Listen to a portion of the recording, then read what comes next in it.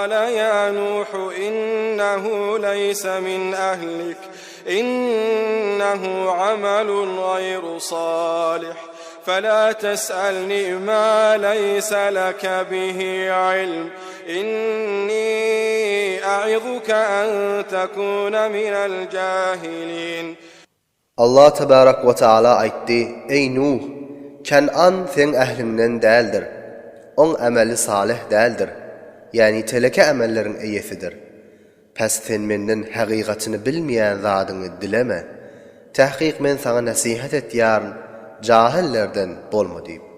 قال رب إني أعوذ بك أن أسألك ما ليس لي به علم وإلا تغفر لي وترحمني أكن من الخاسرين. Hazreti Nuh aytti: Perverdegara, men senden penah istiyarın, bilmeyen zadımı soramaktan. Ve eğer sen meni mağfiret etmesen ve bana rahmetmesen, men helak bolyanların cümlesinden bolar. قيل يا نوح اهبط بسلام منا وبركات عليك وعلى ممن معك وأمم سنمتعهم ثم يمسهم منا عذاب أليم.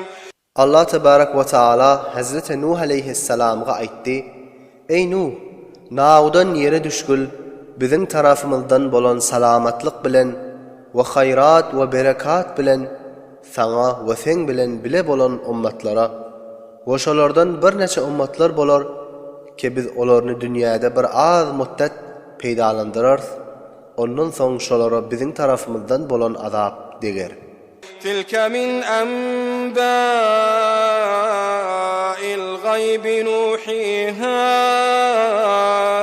إليك ما كنت تعلمها أنت ولا قومك من قبل هذا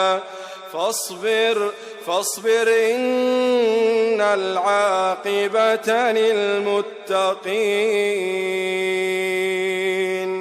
Bu vaqıalar gayib bolan haberlerdendir. Biz bu haberlerini ey Muhammed sana vahiy edip yetiştirdik. Sen ve sen kavmin biz vahiy etmezden ol haberleri bilmeyediniz. Ve bi habardınız. Pes kafirlerin eziyet azarına sabret, istiqametli ol. Aqibetin yaxşısı yani piruzluk ve necat muttaqiler üçündür.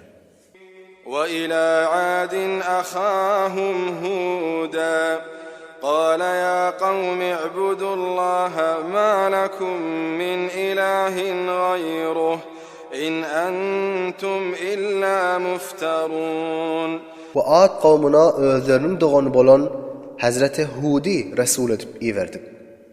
Hud şolara aytti: Ey men kavmum, bir Hudaya ibadet edin, sizin için bir Allah'dan gayri ibadet ederge zat yoktur. Sizler ey kavmum, fakat Hudaya yalan zatı nispet beryan kavmdirsiniz. يا قوم لا أسألكم عليه أجرا إن أجري إلا على الذي فطرني أفلا تعقلون. Ey kavmum, men sizden etyan tebliğime kirey ve mozd istemiyarım. Menin mozdum ve kireyim meni yoktan bar eden Halık'ın boynunadır. Aya siz akl edip fikretmeyaniz mi? وَيَا قَوْمِ اسْتَغْفِرُوا رَبَّكُمْ ثُمَّ تُوبُوا إِلَيْهِ يُرْسِلِ السَّمَاءَ عَلَيْكُمْ مِدْرَارًا وَيَزِدْكُمْ قُوَّةً إِلَى قُوَّتِكُمْ وَلَا تَتَوَلَّوْا مُجْرِمِينَ. Ve ey kavmum, öz perverdegarınızdan mağfiret talep edin. Ondan soň şoň tarafına qadam ardyp tövbe edin.